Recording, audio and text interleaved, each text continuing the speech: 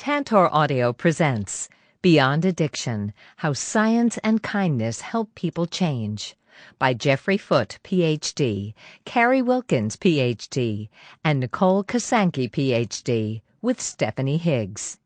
Narrated by Randye Kaye.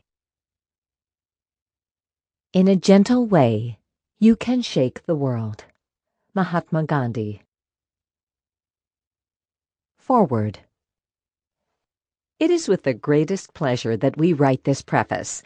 Jane and I have known and worked for more than a decade with the directors and staff of the Center for Motivation and Change, CMC, and we have conducted workshops and staff trainings in craft, community reinforcement and family training at CMC with Jeff Foote.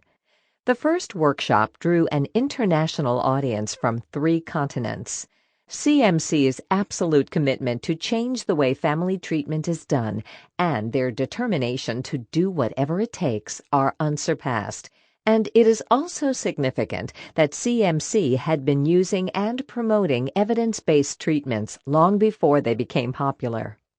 CMC has embraced the task of working with families, not just the individual with the substance use problem, but the whole family. Many treatment centers in the United States still use old-school treatments that have not been tested by rigorous randomized clinical trials, whereas CMC has developed several programs for substance-abusing individuals and their families based on solid evidence-based treatments. Without question, CMC has been innovative and progressive in their evaluation and treatment of people suffering either directly or indirectly, that is, family members, from substance use. I can personally attest to the pain caused by having a family member who abuses alcohol or drugs. I came from one of those families, and I understand the anguish firsthand. As my father's out-of-control drinking continued, I also witnessed my mother suffering incredible pain. As a result of her frustrations, my brother and I also suffered.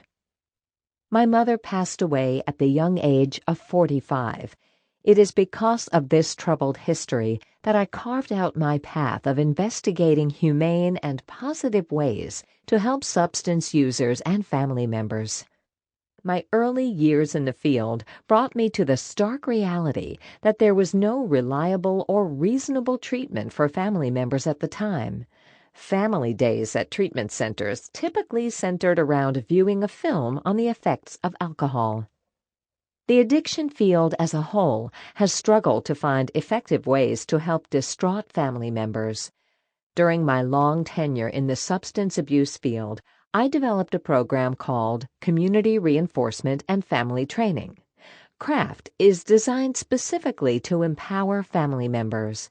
It teaches them how to take control of their lives, and as part of this process, to change their interactions with the substance user in ways that promote positive behavioral change. Clinical trials on CRAFT have shown that when family members use these positive, supportive, non-confrontational techniques, not only do they find ways to get their loved one into treatment, but the family members themselves feel better, specifically showing decreases in depression, anger, anxiety, and medical problems when they participate in CRAFT. Clinical trials also have shown that the family members benefit emotionally even if their loved one does not enter treatment. The Center for Motivation and Change has taken CRAFT, motivational interviewing, and cognitive behavioral therapy and woven them into a powerful treatment system under the expert guidance of its directors, Drs. Jeff Foote and Carrie Wilkens. Jane and I became fans of CMC years ago due to their kindred spirit and their commitment to doing the right thing. It is a true honor to know and work with such dedicated people. We believe this book will have a huge positive impact on the addiction community, beginning with therapists and researchers. But we also hope it opens the eyes of directors, legislators, and families to a novel way of thinking about how to approach and address the family's substance use problem. Robert J. Myers, Ph.D., Emeritus Associate Research Professor of Psychology, University of New Mexico, and director of Robert J. Myers, Ph.D. and Associates. Jane Ellen Smith, Ph.D., Professor and Chair, Department of Psychology, University of New Mexico, Albuquerque, New Mexico. Where to start? Introduction. Hope in Hell. To accept the things you cannot change, to change the things you can, to know the difference. Adapted from the AA motto. This book is different. You may have picked up this book in desperation. You may be afraid nothing will help, but we are optimistic we can change that. Maybe your husband's drinking increased after the kids went to college, and you worry it's only going to get worse. Maybe your grown son doesn't return calls anymore, seems uninterested in working, and smokes a lot of pot. Maybe your daughter has stopped eating, or maybe she can't seem to stop.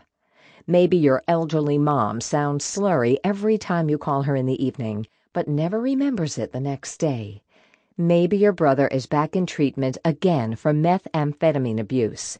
Substance and compulsive behavior problems can take endless shapes and vary in terms of severity, scariness, and heartbreak.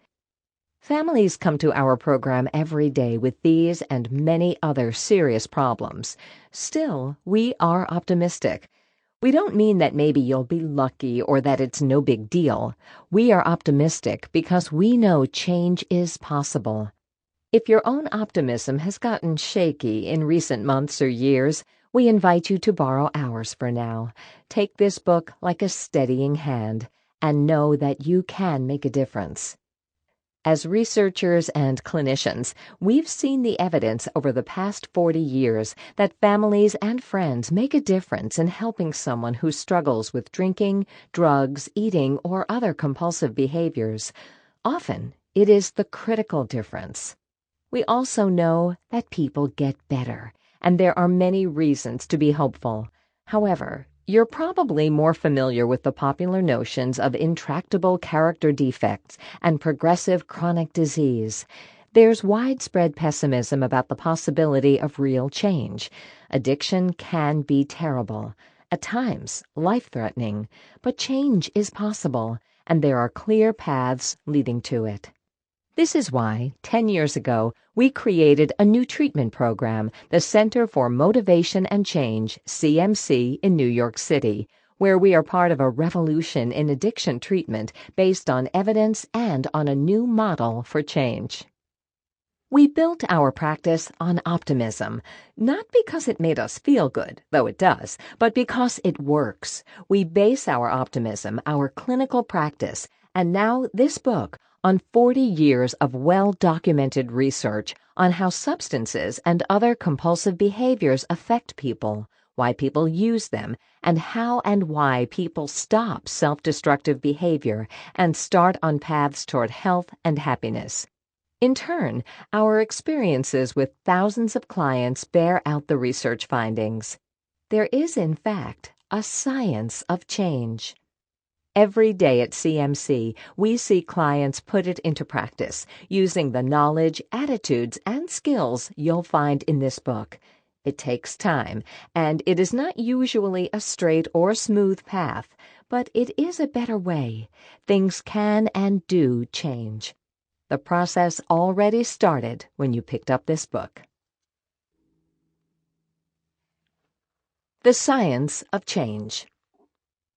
It's been 500 years since the scientific revolution, and we've had modern medicine for at least a century.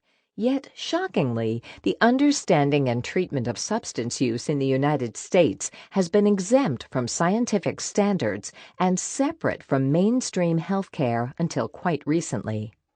Researchers in America only began to collect evidence in earnest in the 1970s.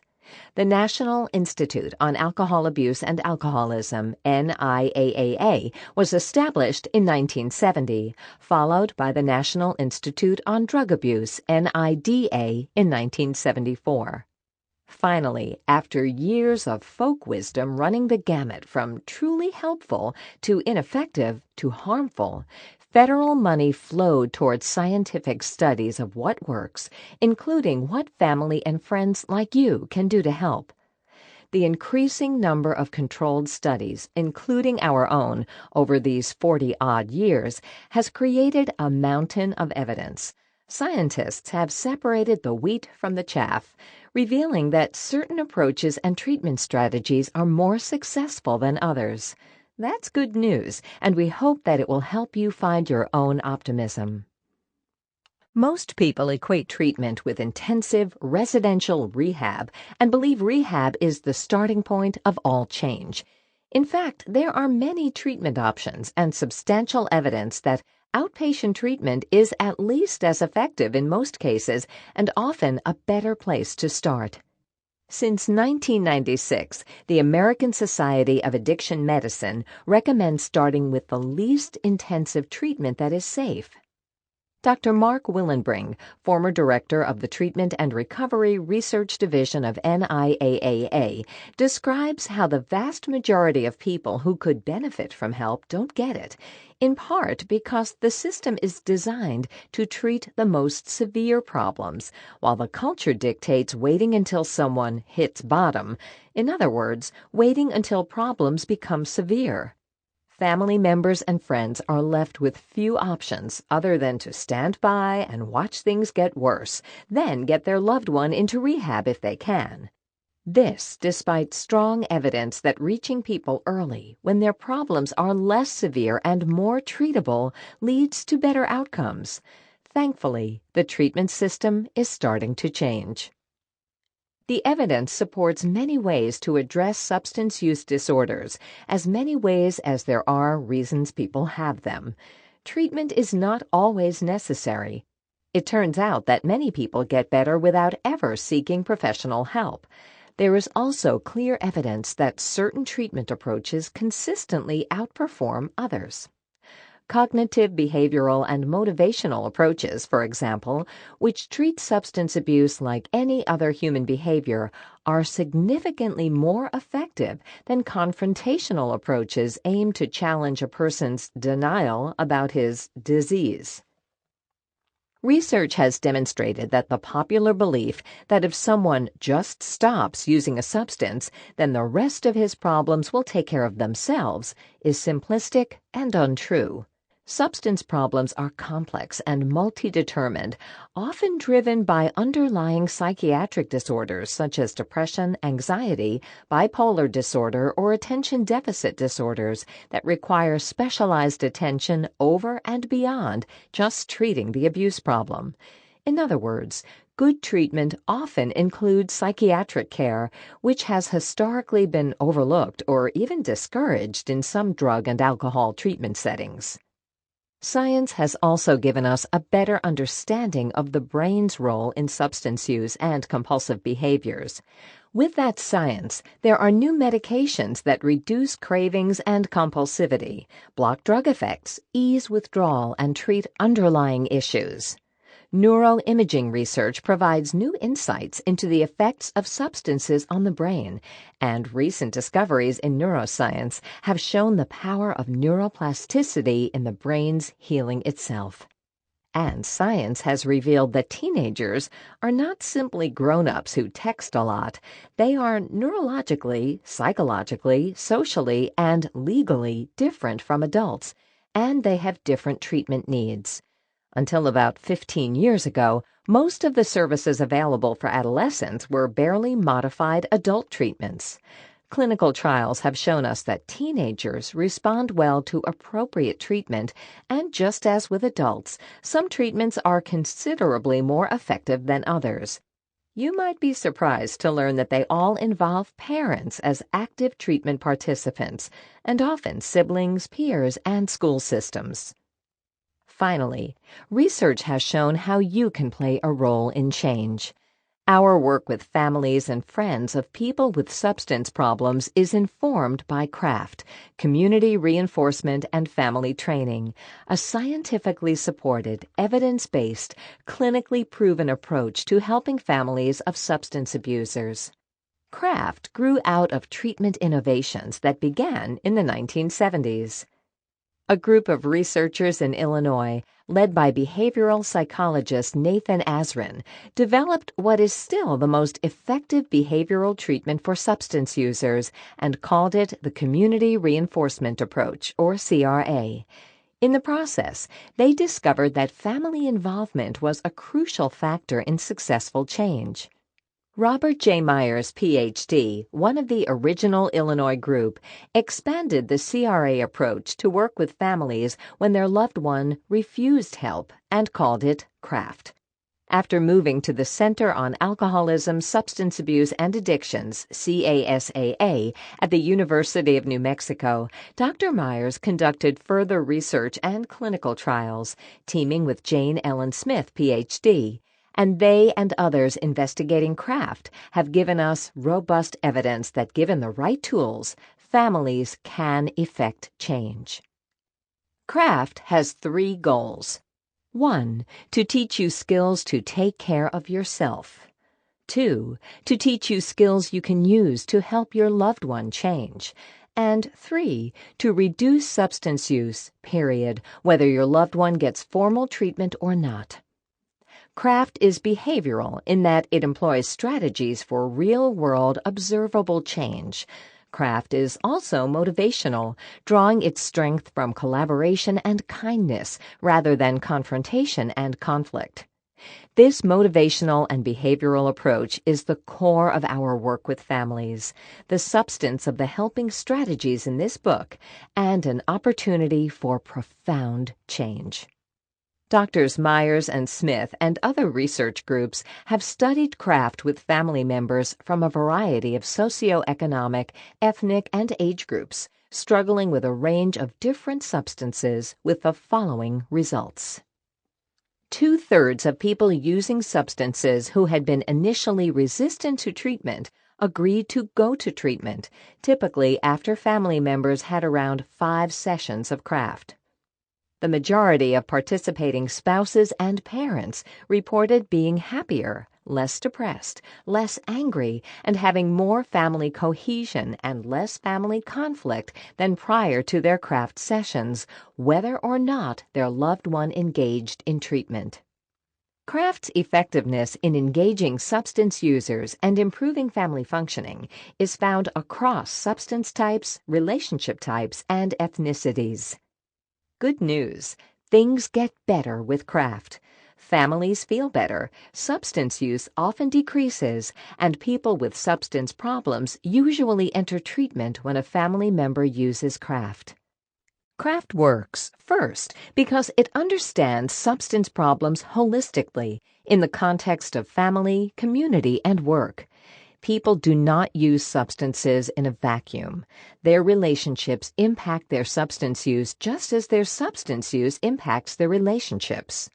CRAFT recognizes that most family members and friends, for their part, have good intentions, good instincts, and a healthy desire to help. CRAFT treats the problems families face as a deficit of skills rather than as a disease of codependence. These skills can be learned. Second, CRAFT recognizes that just stopping is not a sustainable long-term solution. While change depends at first on stopping or reducing, the $64,000 question is what promotes staying stopped. CRAFT asks you to see what makes substance use rewarding to your loved one so that you can introduce the competition, more constructive activities that serve the same needs into her world. To this end, CRAFT will feel strange at first. If you have been viewing her substance problem as the cause of all other problems for some time, you may wonder what taking her bike in for a tune-up could have to do with anything. Plenty, as we'll see. What we offer. First, we offer a new perspective on why your loved one does what he does. Why is a key to change. Second, we will teach you skills, positive communication, reinforcement strategies, and problem-solving skills to transform your relationship with your loved one and your life. Third, we will help you navigate what is often a one-toned, ideologically tinged treatment system because there are treatment approaches and settings, medications, and knowledge available that you run a high risk of never encountering through traditional channels. Fourth, we will show you how to take better care of yourself so you'll have the energy to keep going, keep changing, keep helping. Finally, we will teach you skills to make peace with the things you cannot change. Questions you might have. Here are primary questions from families who come to us. While there is no quick fix, we do have some answers. Can I really help him if he doesn't want to change? Yes. This is perhaps the best question you could ask, and really the heart of the matter. With a motivational approach, part of helping people change is helping them want to change. You, the one at his side, worried, distraught, and horrified, don't have to stand by in detachment or go ballistic as your only alternatives, though you might do these things sometimes anyway. If you give people the right encouragement, stay connected to them, provide good options, not ultimatums, respect their right to be part of the solution, and keep your balance by taking care of yourself and setting healthy limits, things get better. Change doesn't always happen as quickly as we want, and it can be messy, but it happens. Even when people say repeatedly that they don't want to or simply can't change, they do so all the time, even in the face of long odds. Why? Because change becomes worth it to them. The balance shifts enough for them to say, "Enough, let me try another way."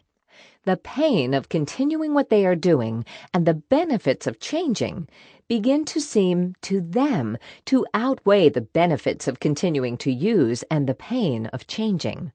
The little-known but well-documented secret of our field is that many people change on their own, including recovering from terrible substance problems, because change becomes worth it. The reality is that people by nature have a self-righting mechanism, but you don't need to wait passively for this righting mechanism to kick in. Your involvement can help bring about an internal shift in your loved one toward positive change. Most people do not need to hit rock bottom and admit they are addicts for real change to occur. Though some people change this way, it's not the only way. In fact, when people use these phrases to describe how they changed, they are expressing their versions of exactly what we mean. Something shifted to make it worth it to them. What you will learn here is how to help your loved one make this shift without stepping away from him, and sooner rather than later. This book will help you trust and influence the process of change. What if I feel as though I've already tried everything? Depending on what has transpired by the time you picked up this book, some skepticism at the idea of doing more is understandable. It's also natural for you to despair sometimes, but this doesn't mean your situation is actually hopeless. At some level, you know this. You're listening to this book because even if you feel as though you've tried everything, you're still trying.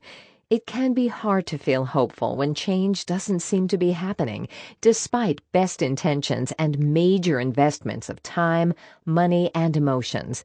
However, we know that you haven't tried everything, though you may feel like you have. How do we know? Because at this point, only a few treatment providers in North America share our approach for working with families and friends.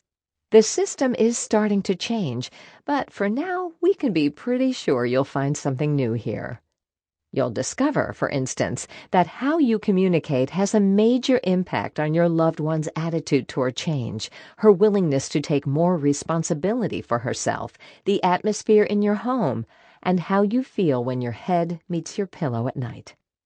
While many of us feel like we can communicate well enough, when it comes to stressed interactions with our loved one, communication typically breaks down.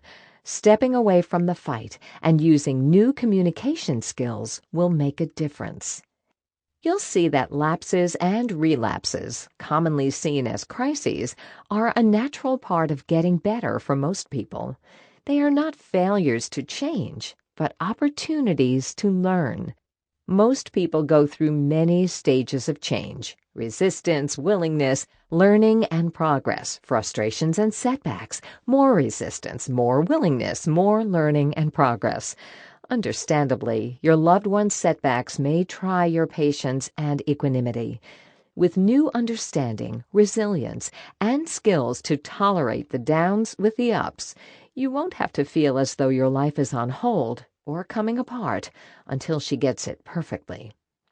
You'll learn that you can help by seeing your loved one's point of view, by knowing your full range of options, by understanding how change works. You can help by treating her with kindness and respect, by learning how to problem solve, by learning how to have patience. You can help her navigate the treatment system, and you can support her aftercare plan. You can let her understand that while you may be upset sometimes, you're on her side. You can help by getting out of the way to let her realize the consequences of her behavior. You can help by taking care of yourself. There are many ways you can help your loved one change. We will show you how. And what about me? How can I begin to feel better? In other words, how can you help yourself? You may feel exhausted from helping so much, and you may doubt whether you can help anymore. At the same time, you may believe that putting your needs last is the hallmark of a good helper. But the captain doesn't help by going down with the ship, however heroic it seems. Taking care of yourself is a skill you can't afford to ignore. If you're like most people, you've probably been living for some time, for many people it's been years, with a toxic combination of fear, anger, and wishing that there weren't really a problem, or that the problem would just go away. Chronic worrying affects your physical and mental health.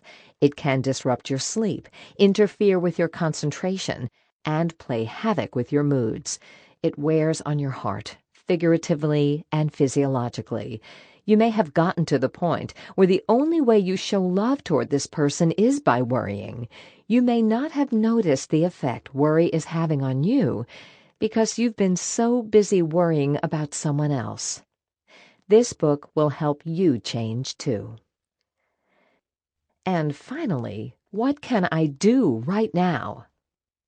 First, change the way you think about substance use, compulsive behavior, and change. This is important. Thinking is doing. How you think about a problem is the first step to a solution and the first thing you can change.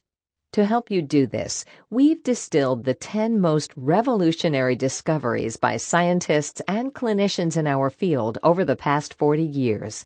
10 evidence-based reasons to have hope. 1. You can help. We can't emphasize enough that you can help. The research evidence is clear. Involving family and friends in helping a loved one struggling with substances significantly increases the odds of improvement and helps maintain positive changes. Family influence is a commonly cited reason for seeking treatment for substance use problems. In other words, you have an impact and you have leverage. The opposite has been said too often, that the best way to help is not to help.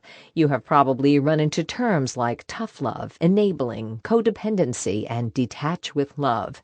They're everywhere, so it's no wonder so many people are confused, maybe even feeling guilty and blamed. Our clients who have read books on codependency worry about doing anything nice for their loved ones for fear that it might be enabling their destructive behavior. One client asked if it was okay to make waffles for his daughter on Sunday morning. He knew she still smoked pot sometimes, and he was scared of inadvertently encouraging the behavior by being nice. Of course it's okay to make your loved one breakfast. We will teach you how to take care of your loved one without condoning or supporting the behavior you don't want. Conversely, when frustrations and disappointments mount, you may understandably want to get tough, yell, or turn your back.